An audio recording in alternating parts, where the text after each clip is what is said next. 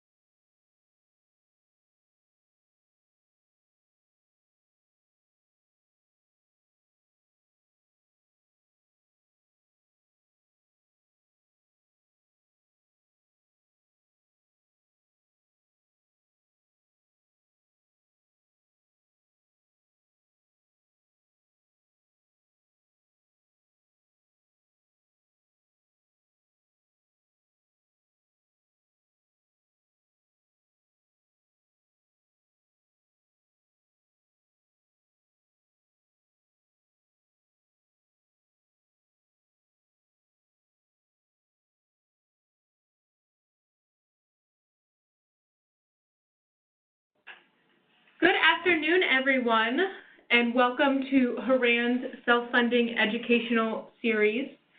Thank you for those of us who joined last week for the 101 and are joining again this week for 201. And if you couldn't join last week, no worries, we will get you up to speed quickly so we can dig into 201. My name is Nicole Tedford, and I am part of the account management team here at HORAN. As an account manager, I am the guardian of your plan and supporter of your culture and your employees. And really, I'm a champion for your benefits strategy. HORAN's holistic approach to address the many different elements of your healthcare benefit program allows us to think outside of the box and develop better ways to manage your financial impact, maintain your culture, and improve your employees' engagement and satisfaction. All of that to say, I am so excited to be here with Dacre today to dig deeper into one of those great strategies, self-funding. I'd like to welcome back Dacre with a D, for those of you who met him last week. And for those of you who didn't, Dacre, can you tell us a little bit about yourself and your team? Yes. Again, my name is Dacre Monroe. It's like Baker with a D, the same Baker with a D as last week. Glad to be back. For those that weren't with us last week, I'm a financial consultant with our financial analyst team here at HORAN. We are a team of 10 who works in conjunction with the account management team like Nicole and it's our mission to understand and control your healthcare costs. So we do that by answering a few questions like what happened, why did it happen, and what is going to happen. But really we're here to build out some of those predictive models to improve your benefit strategy. And one of those strategies that we're going to talk about today, like Nicole said, is continuing the conversation around self-funding. So again, happy to be here today. Great. This is a continuation of our self-funded educational series. Last week we talked about the basics in 101. We're going to build on those basics today, and then later in June we're going to wrap up this series with a 301 live in-person seminar that I am extremely excited to dig into great strategies and share stories, and I really hope that you can join for that 301. But we are here today to talk about more of the basics, make sure that you have a great grasp on self-funding and all of the concepts that go into it. And really by the end of the series, we are hoping that you walk away with a confident opinion on if self-funding is right for your organization, and also that you're clear on the next steps for evaluating your funding strategy. Couple housekeeping items, real fast, 2 in particular around CE credits and then questions. First is, in order to qualify for CE credits, you will have to have 3 keywords to email to the email you see on the screen, Chris Huggard, chrish@horanassociates.com. We'll have 3 different keywords throughout the presentation. 1 right now, you see it on the screen, stop loss, and 2 more to come.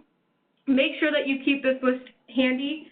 And at the end of the presentation, and no later by the end of day tomorrow, email these 3 words to Chris, and she will get you your continuing education certificate.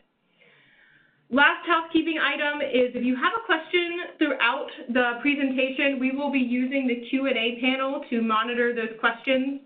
We definitely have time reserved at the end to answer any question you have, but by all means, if there's something that you would like immediate clarification on, we're monitoring those questions as we go. Just in case, if you don't see the Q&A panel, if it's not immediately available, it's to the right of your screen. There's an icon at the bottom, and that will pop up for you to ask a question in the Q&A panel. So today, what are we going to talk about? We really want to build on the basics that we talked about in 101. We'll do a quick recap in case you didn't join us last week or you want a quick reminder of what we discussed. And then after that recap, we'll start to dissect the different plan components of what goes into a self-funded plan, talk about financial protection for your plan and your budget, and then a little bit about how your team and your process will shift as you transition into a self-funded plan. And of course, throughout, you're going to hear how HORAN is your expert guide and really in the ring with you through this strategy. Two icons you should be familiar with from last week are our building blocks and our pins. We know that there are a lot of layers to self-funding, and it can be difficult to fit it all into just a few hours. We want to make sure that when some of these topics come up, you know that there's more to learn. Either we're going to talk about it in June in our live session, or there's maybe some reference material available, something you might want to ask your HORAN team about. So we have our building blocks for more to come, and put a pin in it if it's something that definitely more to learn, but not necessarily something we're going to dig deep into today. All right, key takeaways from last week for 101. Two of the really important ideas we discussed last week were around risk tolerance and stability, and making sure that as an employer, the concept of self-funding is one that makes sense for your company. We talked about questions to ask to evaluate, conceptually, if self-funding makes sense. We asked questions around what are good traits of a self-funded employer, and do you have the cash flow to support paying claims on a weekly basis and the changes that happen there. And there's different compliance considerations that come into play as you transition to a self-funded plan, and are you comfortable with those? Hopefully you've been able to discuss some of these questions with your team, and you're excited to learn more today as we dig into 201. To set up 201, Dacre, I'm going to ask you, maybe help us set our framework for the components in a self-funded plan. The mindset around transitioning from fully insured to self-funding, you really have to change that mindset, because what we're talking about in self-funding differs from a typical fully insured arrangement. Really, on the left side, you can see there's, under fully insured, your mindset and the conversations really revolve around your premium. And your premium is 100% what we call a fixed cost. It doesn't vary throughout the year in terms of the per unit cost. And with that, the conversations are typically around your loss ratio and your renewal, and how do we keep that renewal in check. It's typically somewhat of a reactive approach to managing those costs.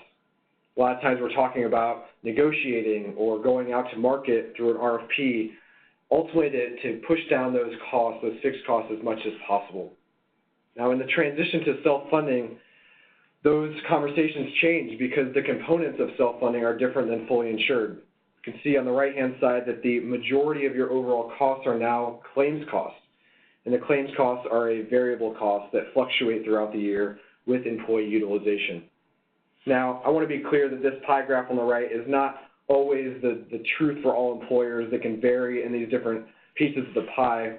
But you can see here that there's still some fixed costs in the risk protection and the administration costs that ultimately are still some of the premium that's paid for those two components. But the conversation changes to how do we impact this majority of our costs and our claims costs more so than how do we impact the premium, because the claims make up the majority of the costs. So again, why is claims management so important? It's because now the majority of your costs are claims, and they're impacted by these items in orange. Really, I call these the guardrails of your claims. These have a huge impact on your overall claims. So things like your network discounts. So a lot of times under a fully insured arrangement, the biggest determining factor of what administrator or which carrier you go to is typically around who's going to give you the best premium. Now, there's other pieces of that, but that's typically where the conversation revolves around. And now what we see under a self-funded arrangement is that it shifts towards who has some of the strongest discounts within a plan, because ultimately the deeper the discounts for your claims, the better, the more favorable the claims costs for those claims. You might see that a carrier or an administrator might have lower administration costs, but if their discounts aren't as good as another carrier, you might see that a client would go to someone with higher administrative costs but better network discounts, again, because those claims make up the majority of the costs. On the pharmacy side, similar to the network discounts on the medical side, the pharmacy contracts are the contracts that impact your pharmacy claims. So again, it's that finding the pharmacy benefit manager or the manager of your pharmacy claims that have the best pharmacy contracts and the deepest discounts within the pharmacy world to impact the pharmacy claims. The last piece of claims management, one of those guardrails, is catastrophic protection, or reinsurance. Stop loss is a few different terms. And the idea here is to find the optimal partner and stop loss protection to be able to protect your claims over the long haul from high cost claimants to your plan. All three of these are options to help you to manage those claims costs. Some of the other options that we're going to talk about more in 301 is really the items around health management and wellness programs.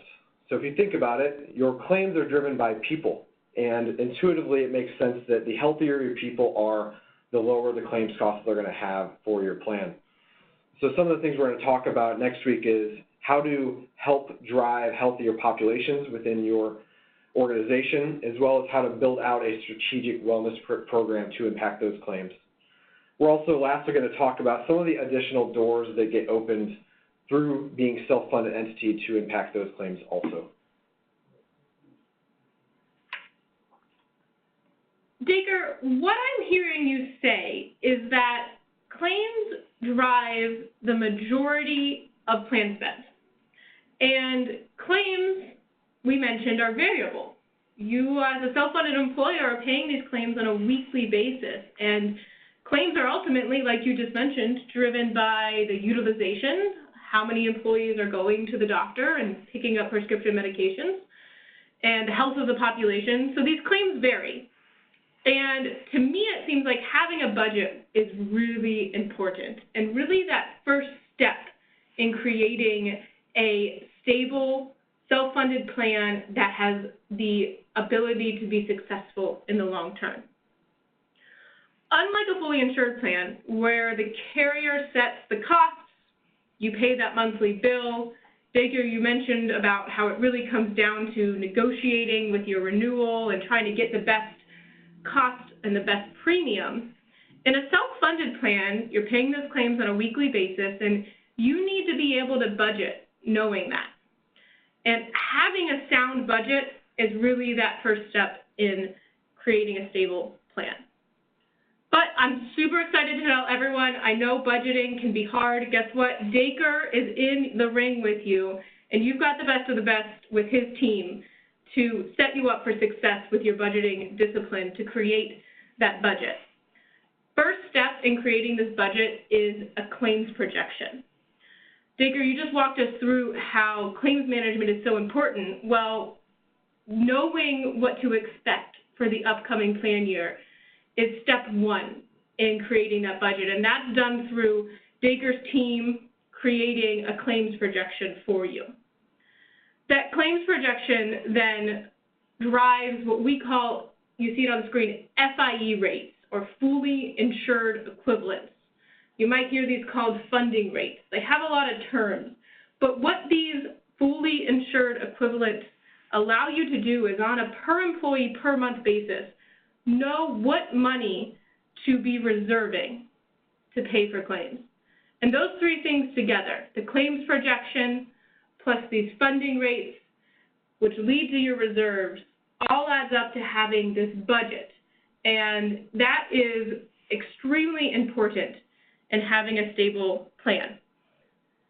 And going back to changing the mindset from a fully insured plan, which can be a very sometimes reactive approach with costs and with costs, where you are looking at them on a annual basis, working through the renewal, very reactive. A self-funded plan becomes a very proactive approach to your spend. You're monitoring your spend on a monthly or semi-monthly basis. You're looking at the claims that are coming in the door. And what's exciting is that you've got the team at HORAN in the ring with you. And essentially, we kind of become the underwriters for your plan. And we help you to set this budget. So, Dacre, I just said a lot of words. I am a picture person. Can you walk us through this on this next slide? Exactly. To illustrate what Nicole just said visually, I'm going to bring back the graph that we had from last week with a new addition. So what you're looking at on this page is, again, with In a self-funded plan with claims being the majority of your costs, there is fluctuation in your claims because they are a variable cost throughout the plan year based on your employee utilization. And with that, there are some lower claims months as well as some higher claims months. But what you can see there is that there is now bringing in that element of Nicole with the budget, the level budget throughout the plan year, where you use those FIEs, those funding rates, to ultimately budget a level amount instead of what we try to avoid, which some clients bring in, which is more of the pay-as-you-go structure. And not that there's anything necessarily wrong with that, but it typically takes a client on a little bit more of a roller coaster ride with more variability, where they're only paying claims out of their coffers as claims come in, and there's a little bit more fluctuation, as opposed to a level budget like this, where on a favorable claims month, you are going to use that difference between your actual claims and your budget to build up your reserves. And on the other side of that, when you have a adverse claim month or higher claims month, you're going to dip into those reserves to pay those claims that are higher than budget. The last piece I want to touch on this graph, again, that was from last week, was this reinsurance line. It's important to note that while you have a budget and you use those reserves to sustain those claims over the plan year, ultimately you also have reinsurance to cap out your risk so that you're not taking on unlimited liability within your plan. So the reinsurance, the way that it works visually is that any of those claims above that reinsurance line are going to be reimbursed by the stop-loss carrier, and therefore your plan is capped out at that line. The purpose of that reinsurance, again, is to protect your budget so that even during a claims year where you have high-cost claimants, you're still able to have actual claims come in line with where your budget or close to where your budget is at. That, Dacre, sets us up perfectly for the next part of having budgeting discipline, which is around the financial protection for a plan, this stop loss or this reinsurance that you mentioned and we saw in this last graph. And stop loss is employer protection. You mentioned it and you said it perfectly, and I love it. Stop loss is meant to protect that budget that we just worked so hard to help you and your team create. So there's a lot of different pieces to stop loss. Two really important ones Dacre's going to walk us through next. The first type of stop loss that I want to talk about today is what we call specific stop loss or individual stop loss. Like the name suggests, individual stop loss covers individual claimants over a predetermined amount called the specific deductible. And specific deductibles can range anywhere from even under $50,000 to $500,000 plus, $1 million plus, with the idea being that for the lower deductibles, the employer is taking on less risk, therefore the premium for specific deductibles in the lower range are going to be higher than a specific deductible that is in the higher range, where the employer is taking on more risk and the carrier less risk.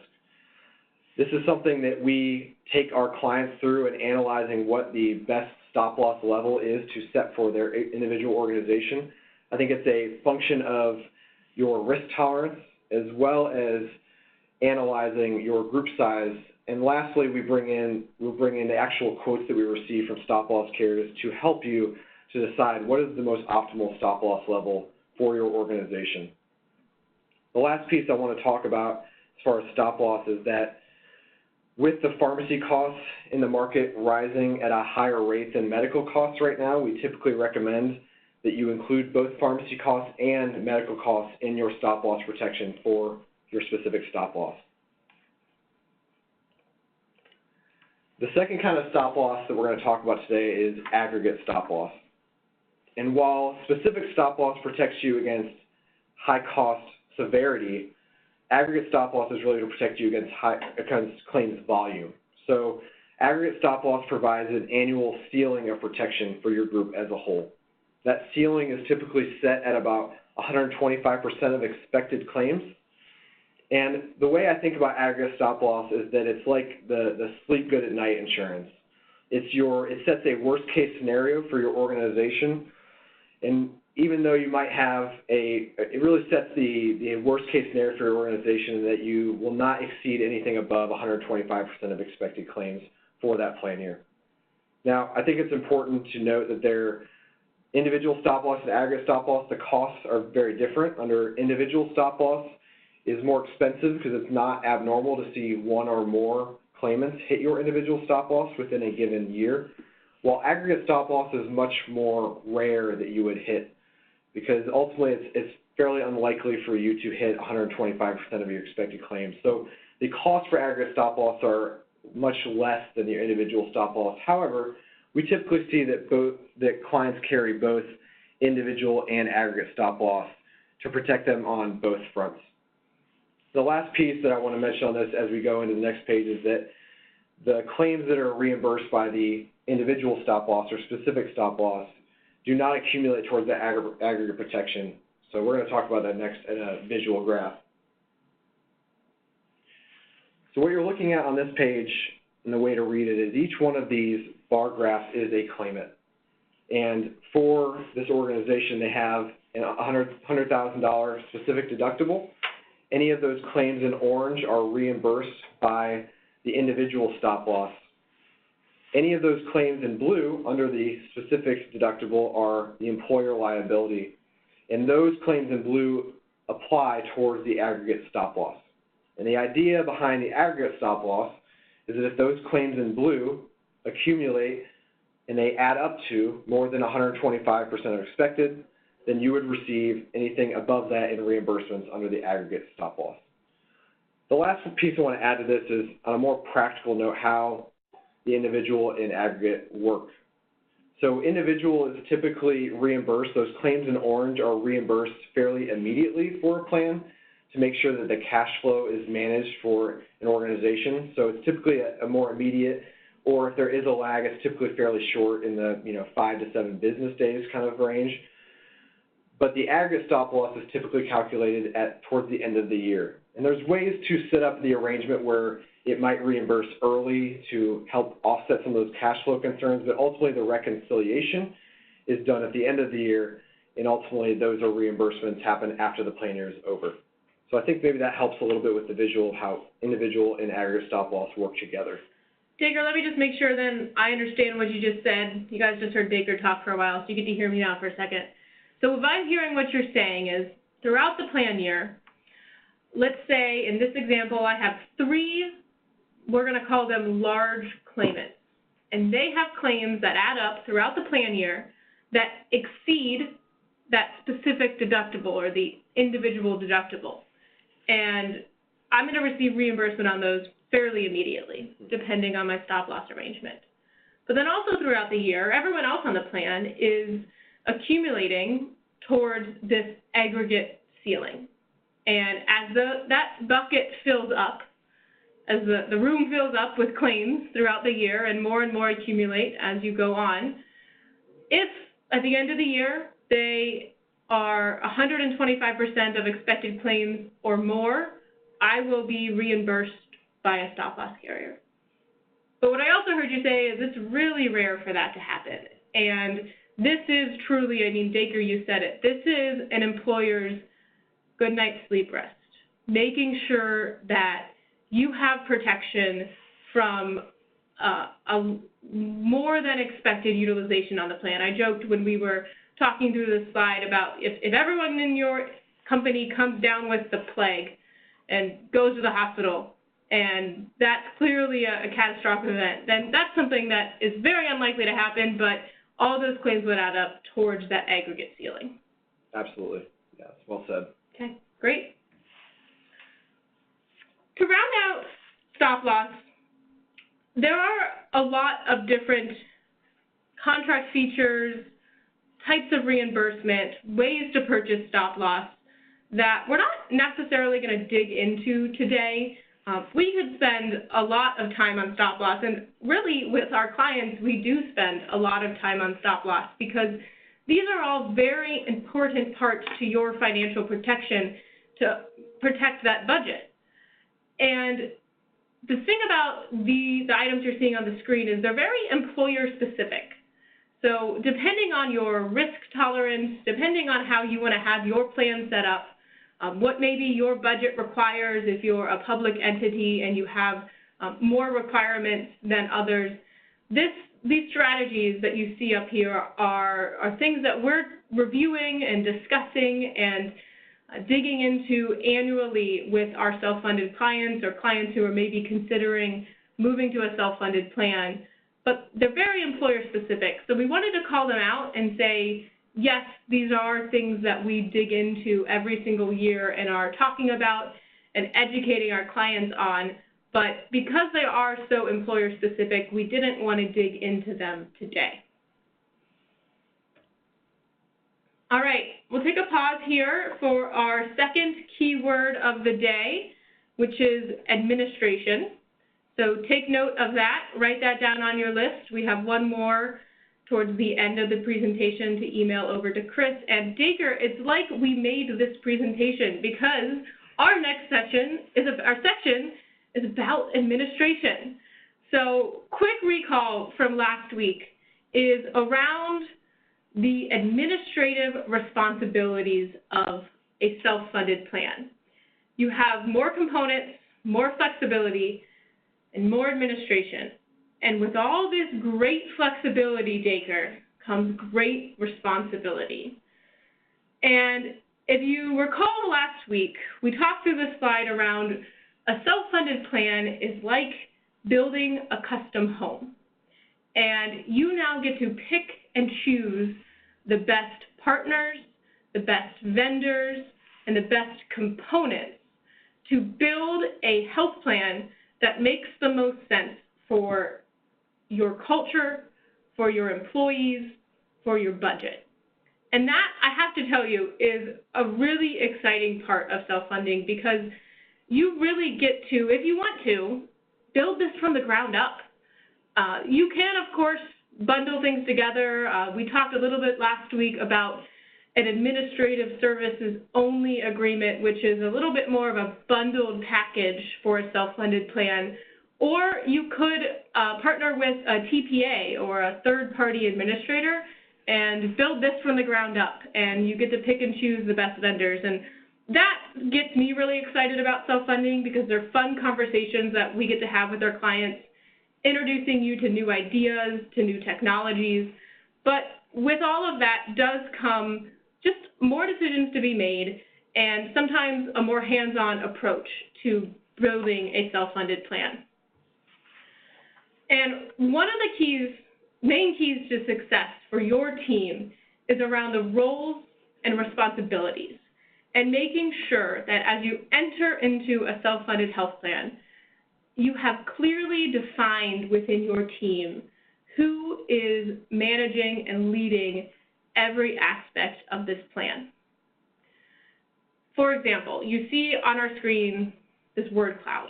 These are just some of the ideas as Dacre and I were talking about the roles and responsibilities that we thought of that said different pieces you now have to think about and make decisions on. So for example, who within your team at your employer is going to be in charge of making sure you have HIPAA policy and procedures in place? Who's going to be engaging in being the security officer? That's a really important piece to self-funding and something that you have to have in place, and someone now has to own that in your team. Along the same line, someone gets to, as a team, have final decisions on what partners you want to have, what network you want to plug into. Dacre talked about how important getting a network in place that has strong discounts and a prescription drug contract and drug lists that have strong contracts. So all of these different pieces play together, not only at implementation, but throughout the life of a plan. And what this really rolls up to is making sure that you have a balance between the decisions that your team, along with HORAN, makes. And think of this at the scale at the bottom. You can see that as you maybe add things into the benefit side of the scale, as you make this plan and create this plan, it's going to have an impact on your employees, which we actually haven't talked about employees that much, but at the end of the day, we're all here learning about self-funding because we want to create a great benefit for your employees and make sure that they have access to health care and it supports your culture at your employer. So as maybe finance is making decision on some of the financial protection pieces that Dacre talks through with stop loss and banking and the weekly claims check register, as finance is making those decisions, your human resources side of the table is making decisions around what do we want these benefits to look like? How is the plan performing? What different pieces do we need to plug into a wellness program? And all of that plays together and creates a really exciting team, but these decisions that each team member is making, they don't exist in a vacuum. And throughout all of this, Horan is there with your team, helping guide you on best practice, what we see other employers do, what we see as successful, and maybe what we've seen that isn't as successful, and sharing those back with you as the employer. And I'm actually really excited. You can see a building block on this page. For our 301 session, you are going to get to hear from an employer directly who recently made the switch from fully insured to self-funding, and they'll be available to share their experience and their learnings and their best practices. You'll get to hear both from the financial side of the table and from the human resources side of the table. So more to come on this, but really the biggest piece to success for your team and for the different roles and responsibilities that come in a self-funded plan is that collaboration and having those clearly defined responsibilities. On an ongoing basis, there are a lot of moving pieces that go into managing a benefits program. I probably don't need to tell you guys on the phone that. You all know that managing a benefits program has a lot of moving pieces, and personally, I get really excited about the ongoing plan management because this is where you get to see our team come to life. Whether or not you want to see us every quarter or every month or not, you get to see our smiling faces because in a self-funded plan, we will have monthly financial dashboards for our clients to understand how the plan is performing, quarterly meetings around utilization and plan performance, and all of those Dacre's going to talk about really roll up into using the data in a self-funded plan to drive decisions. And the ongoing plan management is exciting. It's one of those items with a pin in it, so I'll stop talking about it. All right, so I wanted to bring this slide back from last week and just recap some of it, but then take it on to more of what Nicole was talking about with the ongoing management of claims through our power of data. So again, last week we talked about the self-assessment, asking yourself some of those questions with honest answers to seeing if it's a right fit for you. We talked about the self-funded retro-analysis of a look-back period to see if self-funding would have made sense, or if you would have been self-funded over the past 3 to 5 years, would there have been savings or a loss? We also lastly talked about the projection, the importance of a projection and an accurate projection in setting accurate budgets for your upcoming plan year for a self-funded group.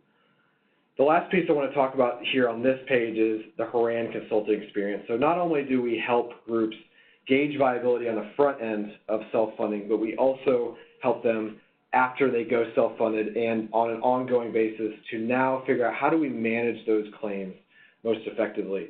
And we do that through what we call the power of HORANalytics. So HORANalytics, it's so fun to say, HORANalytics is again, it's our dedicated think tank, and we're on a mission to investigate, understand, and control your second biggest line item, your healthcare costs. Really, we are it's both the team structure that we have and the methodology that we bring to the data to help you provide you with the information you need to make data-driven decisions. So some of the things about our team and our process is, one, that we have a wide range of experience within our team with members with underwriting experience, finance, actuarial science, and mathematics, and we're able to really all bring that collective knowledge to the table to be able to answer some of the toughest questions and solve some of the most difficult problems for our clients. With that, we're able to leverage all that group wisdom together. One of the things I love about our team and just the way we're structured in our space is that we're in an actual think tank that's its own room, and we're able to be very collaborative. And you know, a lot of the people on our team and Horan might say that it's a very quiet space for most of the time, and it is, for a lot. There's a lot of thinking going on there, but we're able to really easily nudge our coworkers and say, hey, I have a problem here with a client, or I have a question that I just want help with, or your angle from. Maybe you had experience with that question or problem a few weeks ago, and able to bring the collective experience of the group together instead of being siloed off really brings a lot to our clients, that while you might get experience with one of us directly, you're really going to get that group experience and that group knowledge together, and we're able to leverage that group wisdom.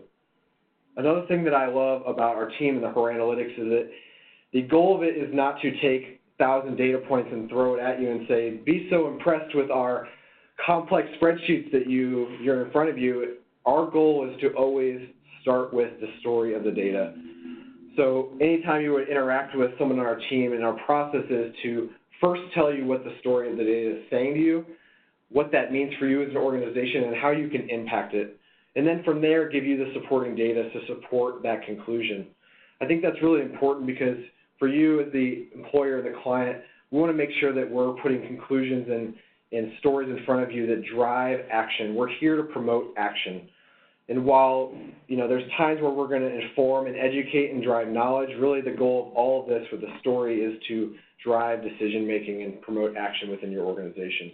Digger, I actually want to tell a story here around that action that I think I got to see your team come to life with one of my clients who has a union membership, and we were working towards negotiations.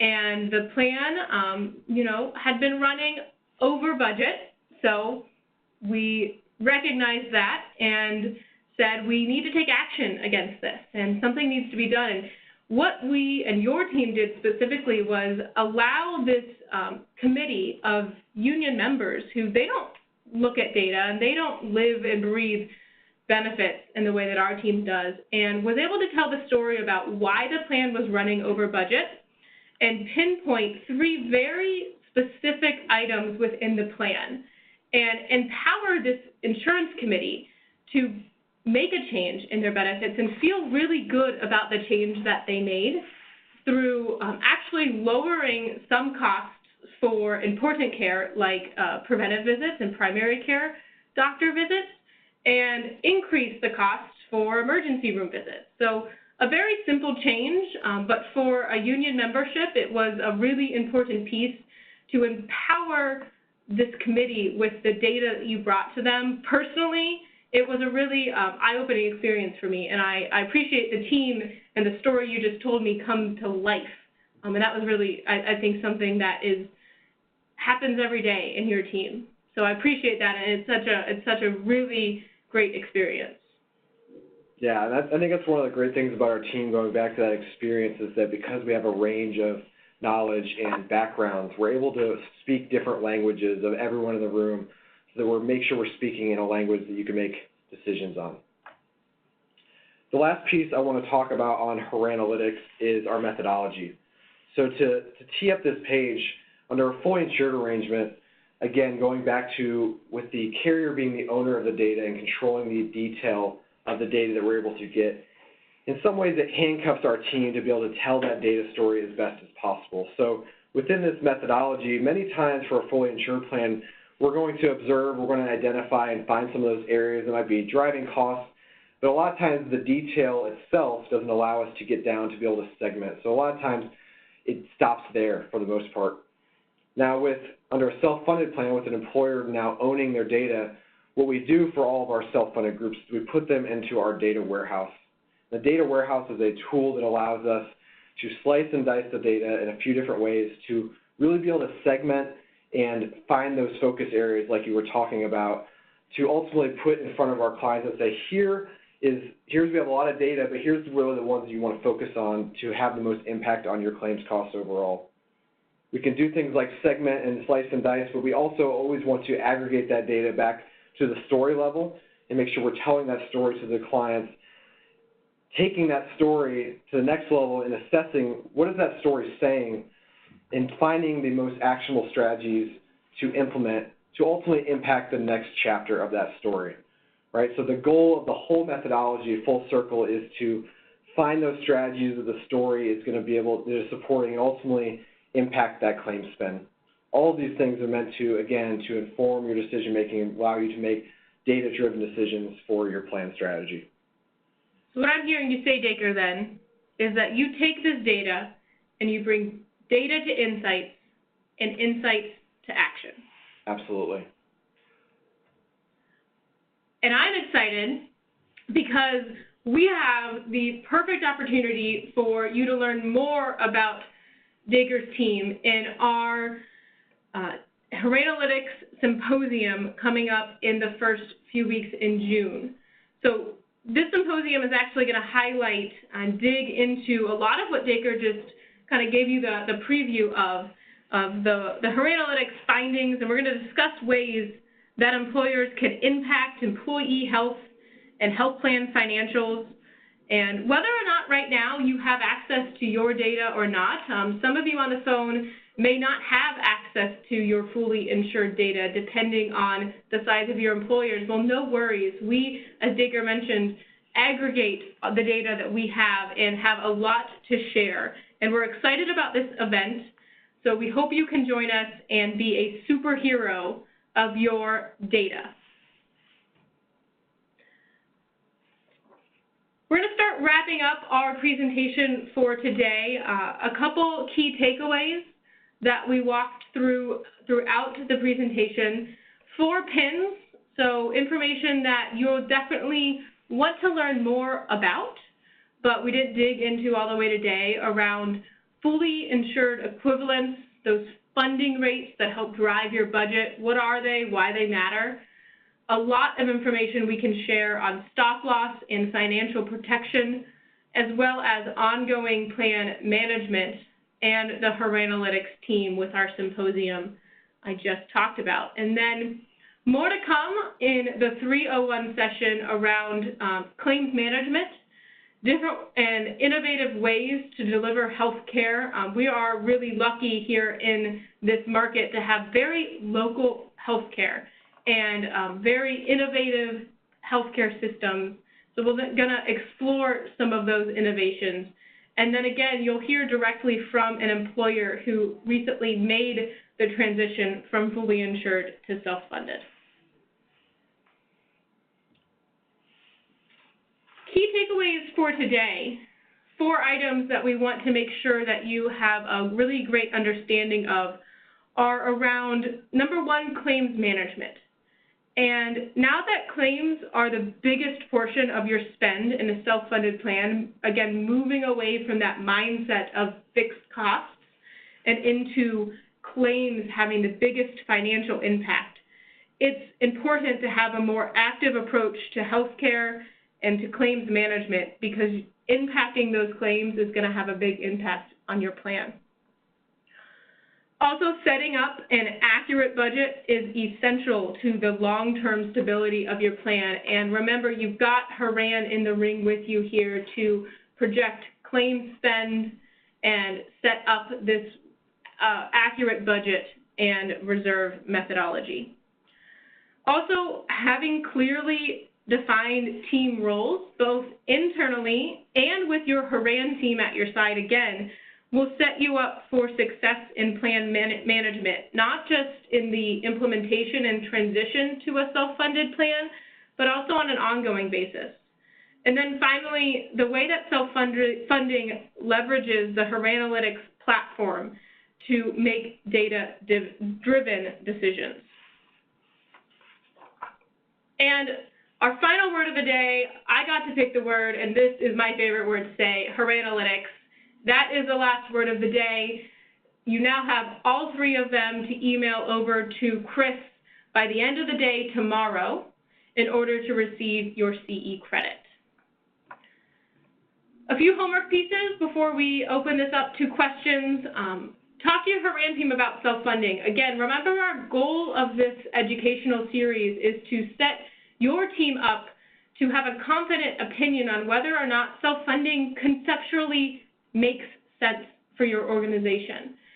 Also attending our 301 seminar on June 26th to learn more about the doors that self-funding can open for your plan, and from those overachievers, which I know every single one of you is, extra credit for attending our data symposium on June 6th in Cincinnati and Dayton, or on June 11th in Columbus to dive even deeper into your data.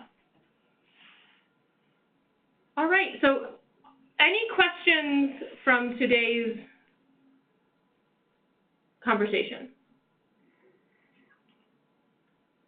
So Nicole, one of the questions that we got is, what are some of the watch-outs in year one of a self-funding program? What are some of those watch-outs to look out for? Yeah, this is I think, a really interesting question, because we all know change can be hard, and we can set it up for success as best as possible. But at the end of the day, the best way to learn is to learn from your peers. So excited to have an employer in 301 to talk more about this. But two things that really come to mind with that question are around generally being more engaged and having a really engaged team, being excited about diving into your data and your self-funded plan, and learning about the different partners, innovations, technologies that exist in healthcare and employee benefits.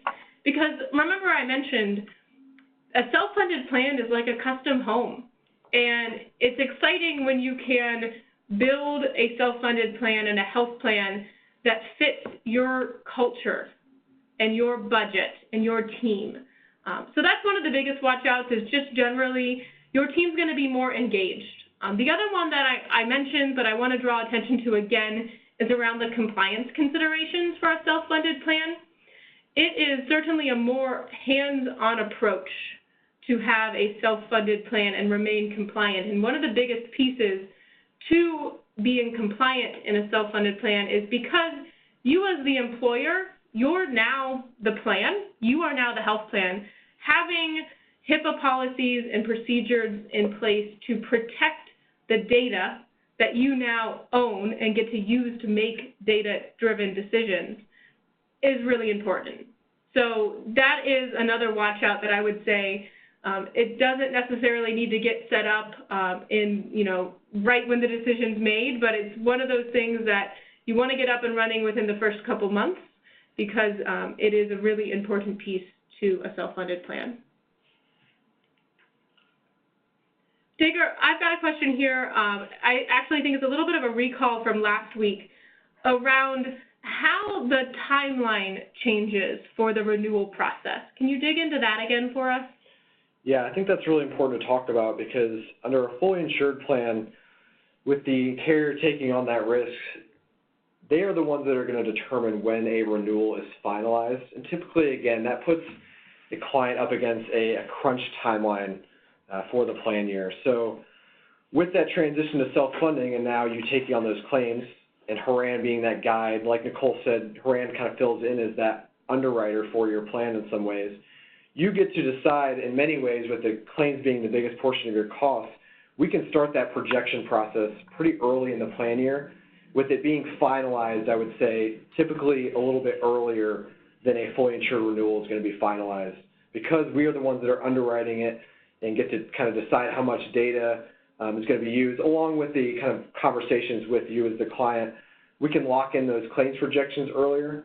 Now, the other piece is that you have your stop loss. You still have a renewal for your administration and your stop loss, and those have to be finalized typically, a little bit towards the second half of the year. But ultimately, what this means for you as the client is that the time where you get to finalize your budget for the upcoming plan year is earlier than a fully insured plan year. Great. One of the questions I get a lot from our clients around self-funding is around some examples of the detail of reporting for HORANalytics. And I think this is a good question, because, again, under the fully insured, we have access to data, and we have reporting that we deliver in the form of quarterly reports that allow you to dive into some of the high-level cost drivers and dashboards. But ultimately, with the data warehouse, some of the standard reporting we do is things like monthly reporting, which tracks your plan performance throughout the plan year, as well as the plan performance review, which is a deep dive into your data. It really segments out those populations in a deep way to find those focus areas.